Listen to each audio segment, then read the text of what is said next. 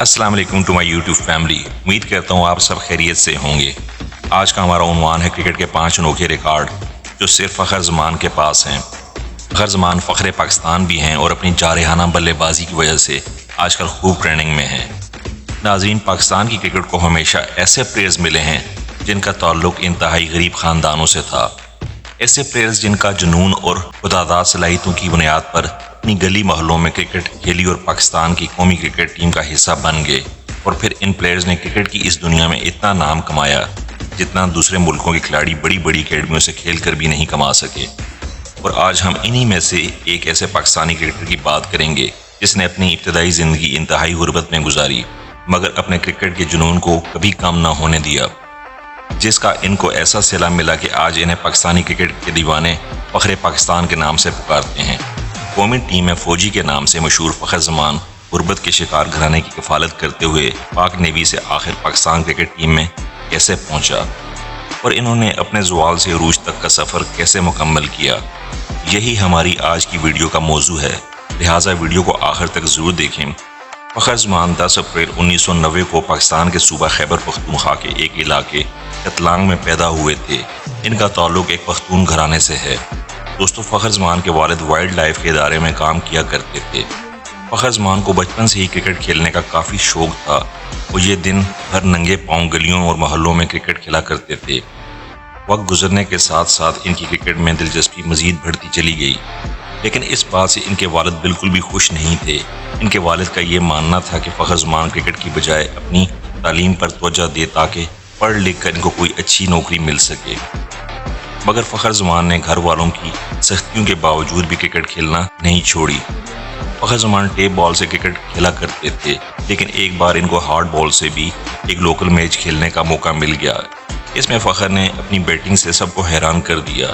یہ اپنے علاقے کی لوکل کرکٹ سرکل میں کافی مشہور ہو گئے اور یہی وہ میچ تھا جس نے فخر زمان کی زندگی کو یکسر بدل کر رکھ دیا.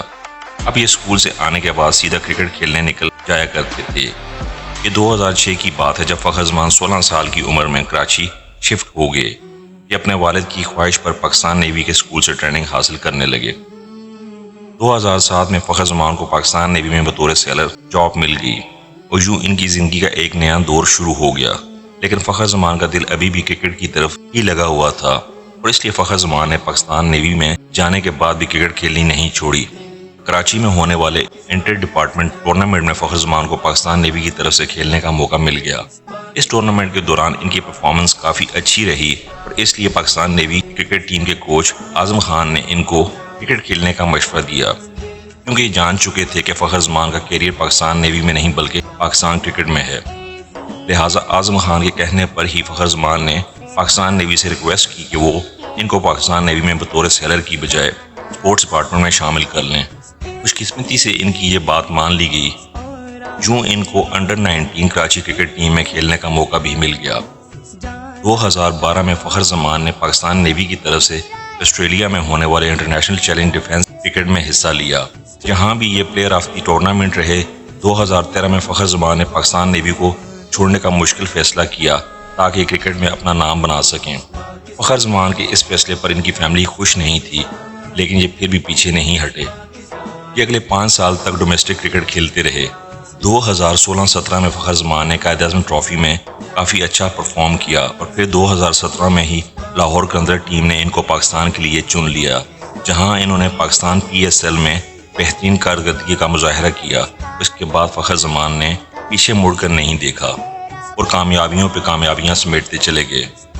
2017 کی چیمپئن ٹرافی میں جب فخر زمان قومی ٹیم کا حصہ تھے تو پریکٹس سیشن میں پاکستان کرکٹ ٹیم کے کوچ مکی آرتھر کی نظر جب فخر زمان پر پڑی تو انہوں نے فخر زمان کو جنوبی افریقہ کے خلاف کھلانے کا فیصلہ کیا، جہاں انہوں نے تیز ترین 30 رنز بنا کر ہاری ہوئی قومی ٹیم کو جیت کی راہ پر گامزن کر دیا اور یوں یہ پاکستان کرکٹ ٹیم کا حصہ بن گئے. پھر 2017 کی چیمپئن ٹرافی کے سیمی فائنل میں انگلینڈ کے خلاف تیز ترین 50 اور پھر انڈیا کے خلاف چیمپئن ٹرافی میں دھواں دار سینچری داغ کر نہ صرف پاکستان کو چیمپئن ٹرافی کا چیمپئن بنا ڈالا. جو فخر زمان نے تمام تر مشکلات کے باوجود پاکستان کے لیے انٹرنیشنل کرکٹ کھیلنے کا اپنا خواب پورا کر لیا. 30 مارچ 2017 کو فخر زمان نے انٹرنیشنل T20 میں ویسٹ انڈیز کے خلاف ڈیبیو کیا، جس میں ان کو عمدہ کارکردگی کی بنیاد پر چیمپئنز ٹرافی کے لیے پاکستان کے اسکواڈ میں شامل کیا گیا تھا۔ 7 جون 2017 کو چیمپئن ٹرافی میں فخر زمان نے ساؤتھ افریقہ کے خلاف ون ڈے میں اپنا ڈیبیو کیا تھا، مگر جب چیمپئن ٹرافی کے فائنل میں انہوں نے انڈیا کے خلاف اپنی پہلی سینچری بنائی تو یہیں سے ان کی کرکٹ کا عروج شروع ہوا۔ اس کے بعد 8 جولائی 2018 کو فخر زمان نے 3 ملک کی T20 ٹرائی سیریز کے فائنل میں آسٹریلیا کے خلاف 91 رنز کی شاندار اننگز کھیلی۔ یہ اننگز اس قدر امپیکٹ فل تھی کہ انہوں نے آسٹریلیا کے خلاف تنہا پاکستان کو اس سیریز کا فائنل جتوا دیا۔ اس شاندار کارکردگی کی بنیاد پر ان کو مین آف دی میچ فائنل اور مین آف دی سیریز کا ایوارڈ دیا گیا۔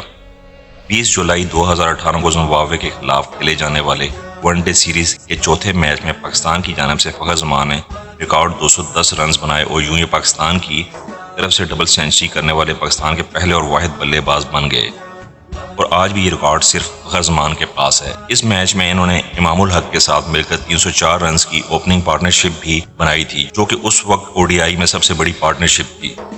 ان کی اس اننگ نے پاکستان کے مجموعی سکور کو 399 رنز تک پہنچا دیا تھا، جو کہ آج بھی ون ڈے انٹرنیشنل کرکٹ میں پاکستان کا سب سے بڑا سکور ہے۔ ان 5 میچوں کی سیریز میں فخر زمان نے 515 رن سکور کیے تھے، اور یوں 5 میچوں کی سیریز میں فخر زمان سب سے زیادہ رنز بنانے والے پاکستان کے پہلے بلے باز بن گئے تھے۔ اس طرح 2019 میں انگلینڈ کے خلاف ون ڈے سیریز کے دوسرے میچ میں فخر نے 130 رنز بنائے، جو کہ ون ڈے انٹرنیشنل میچز میں کسی بھی پاکستانی کی طرف سے سب سے زیادہ سکور تھا۔ تاہم اس سیریز کے تیسرے میچ میں امام الحق نے 151 رنز بنا کر نیا ریکارڈ قائم کر دیا تھا۔ ناظرین، اس کے بعد فخر زمان کی ایک اور یادگار اننگز تب سامنے آئی جب فخر زمان نے جنوبی افریقہ کے خلاف 350 پلس رنز کو چیز کرتے ہوئے 193 رنز کی سب سے لمبی اننگ کھیلی، مگر بدقسمتی اور ڈی کاک کی دھوکہ دہی سے یہ آؤٹ ہو گئے اور پاکستان کو میچ نہ جتوا سکے۔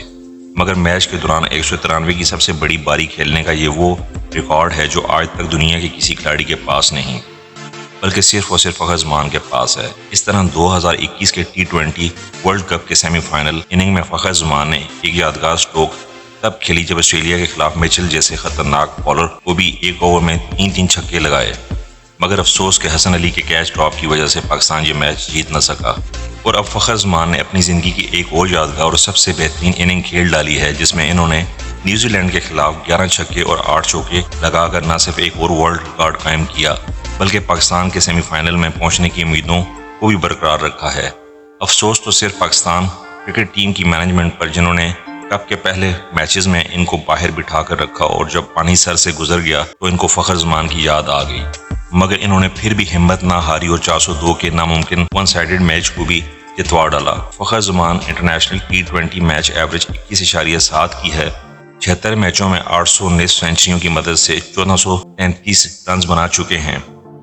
بات کی جب ون ڈے کی تو ون ڈے انٹرنیشنل میں فخر زمان 48.17 کی ایوریج سے 81 میچوں میں 11 سینچریوں اور 16 نصف سینچریوں کی مدد سے 3491 رنز بنا چکے ہیں، جبکہ ٹیسٹ میچز میں صرف 3 میچوں میں فخر زمان نے 2 سینچریوں کی مدد سے 192 رنز بنا چکے ہیں۔ میں امید کرتا ہوں کہ فخر زمان کی یہ ٹریننگ ویڈیو آپ دوستوں کو پسند آئی ہوگی۔ مزید ویڈیوز دیکھنے کے لیے ہمارے چینل کو سبسکرائب کریں اور ہماری ویڈیوز کو زیادہ سے زیادہ اپنے دوستوں کے ساتھ شیئر کریں۔ زندگی رہی تو اگلی بار ایک اور ویڈیو لے کر آپ کی خدمت میں حاضر ہوں گا۔ تب تک کے لیے خدا حافظ۔ اللہ آپ سب کا حافظ اور نگہبان رہے۔ بستے رہیں اور ہمیشہ مسکراتے رہیں۔ شکریہ۔